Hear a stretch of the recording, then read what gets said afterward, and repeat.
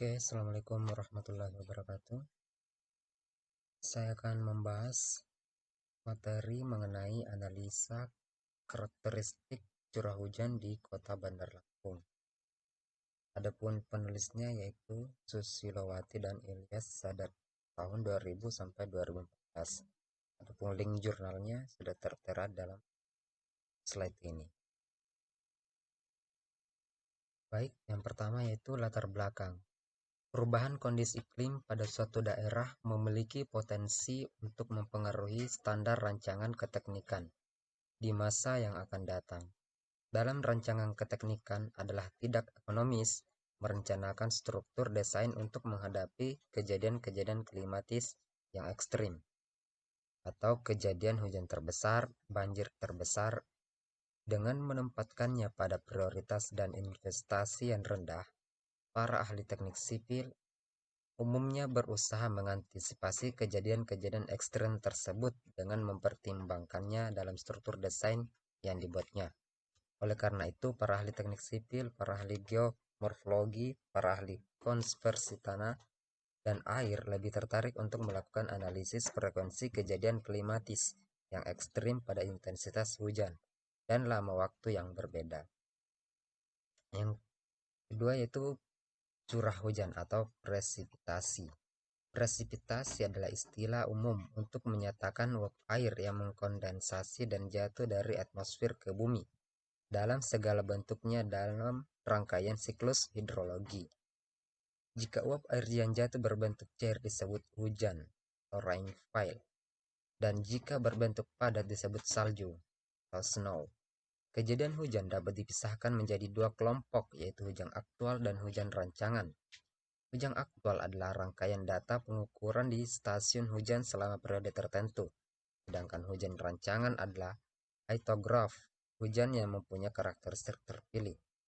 Curah hujan harian adalah hujan yang terjadi dan tercatat pada stasiun pengamatan curah hujan setiap hari selama 24 jam. Curah hujan maksimum. Curah hujan harian tertinggi dalam tahun pengamatan pada suatu stasiun tertentu. Data ini biasanya dipergunakan untuk perancangan bangunan hidrolik sungai seperti bendung, bendungan, tanggul, pengaman sungai, dan drainase. Curah hujan bulanan adalah jumlah curah hujan harian dalam satu bulanan pengamatan pada suatu stasiun curah hujan tertentu. Curah hujan tahunan adalah jumlah curah hujan bulanan dalam satu tahun pengamatan pada suatu stasiun curah hujan tertentu. Yang ketiga yaitu analisis frekuensi dan probabilitas. Frekuensi hujan adalah besarnya kemungkinan suatu besaran hujan disamai atau dilampaui. Sebaliknya, kala ulang atau return period adalah waktu hipotetik di mana hujan dengan suatu besaran tertentu akan disamai atau dilampaui. Analisis frekuensi didasarkan pada sifat statistik data kejadian yang telah lalu untuk memperoleh probabilitas besaran hujan di masa yang akan datang. Dengan anggapan bahwa sifat statistik kejadian hujan yang akan datang masih sama dengan sifat statistik kejadian hujan masa lalu. Ada dua macam seri data yang digunakan dalam analisis frekuensi, yaitu data maksimum tahunan adalah tiap tahun diambil hanya satu besaran maksimum yang berpengaruh pada analisis selanjutnya.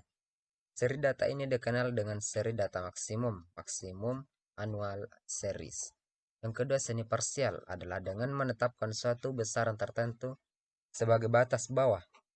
Selanjutnya, semua besaran data yang lebih besar dari batas bawah tersebut diambil dan dijadikan bagian seri data untuk kemudian dianalisis seperti biasa. Batas ambang ditetapkan berdasarkan pertimbangan teknik atau sembarang peak over threshold. Namun, demikian hendaknya tidak ditetapkan sedemikian hingga jumlah sampel dalam deret menjadi lebih besar dari 5 kali panjang tahun data. Yang keempat yaitu analisis intensitas hujan. Intensitas hujan adalah tinggi atau kedalaman air hujan per satuan waktu. Dengan kata lain bahwa intensitas curah hujan menyatakan besarnya curah hujan dalam jangka pendek yang memberikan gambaran derasnya hujan per jam. Untuk mendapatkan nilai intensitas hujan di suatu tempat, maka alat penakar hujan yang digunakan harus mampu mencatat besarnya volume hujan dan waktu berlangsungnya hujan sampai hujan tersebut berhenti.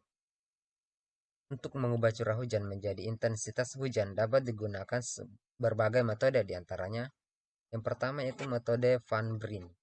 Menurut penurunan rumus yang dilakukan Van Brien didasarkan atas anggapan bahwa lamanya durasi hujan yang ada di Pulau Jawa terkonsentrasi selama 4 jam dengan hujan efektif sebesar 90% hujan total selama 24 jam. Yang kedua metode Hesper-Weduin.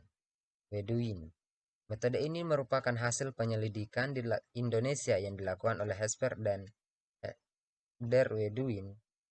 Penurunan rumus diperoleh berdasarkan kecenderungan curah hujan harian yang dikelompokkan atas dasar anggapan bahwa hujan mempunyai distribusi yang simetris dengan durasi hujan lebih kecil dari 1 jam dan durasi hujan dari 1 jam sampai 24 jam.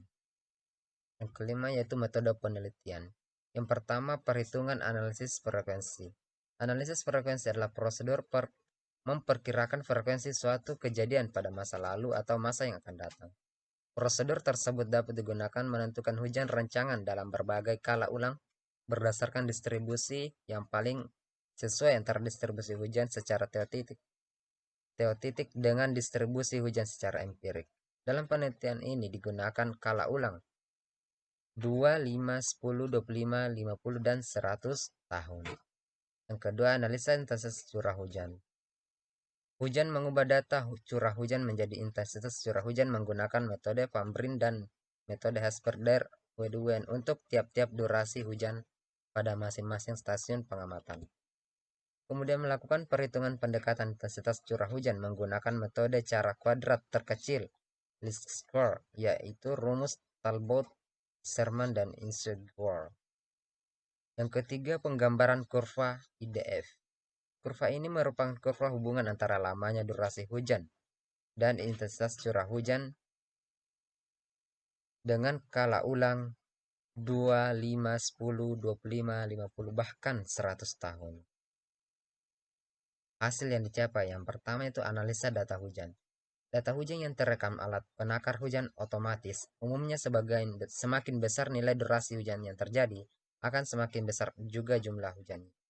Akan tetapi, apabila beberapa durasi hujan yang terjadi mencatat jumlah hujan yang sama, hal itu menunjukkan tidak ada penambahan jumlah hujan dikarenakan hujannya telah berhenti. Hasil analisis frekuensi. Analisis frekuensi adalah prosedur memperkirakan frekuensi suatu kejadian pada masa lalu atau masa yang akan datang. Prosedur tersebut dapat digunakan menentukan hujan rancangan dalam berbagai kala ulang berdasarkan distribusi yang paling sesuai antara distribusi hujan secara teoretik dengan distribusi hujan secara empirik. Hasil analisa intensitas curah hujan. Untuk menentukan pendekatan, rumus atau formula intensitas curah hujan yang sesuai dengan daerah perencanaan, maka dilakukan perhitungan dengan metode cara kuadrat terkecil, yaitu menggunakan rumus Talbot, Sherman, dan Isogura. Hasil intensitas curah hujan metode Van Brien dengan metode Hesper-Derwedin dibandingkan dengan hasil intensitas curah hujan cara kuadrat terkecil. Oke, demikianlah materi yang dapat saya sampaikan. Lebih kurangnya mohon dimaafkan. Wabillahi taufiq wal hidayah. Wassalamualaikum warahmatullahi wabarakatuh.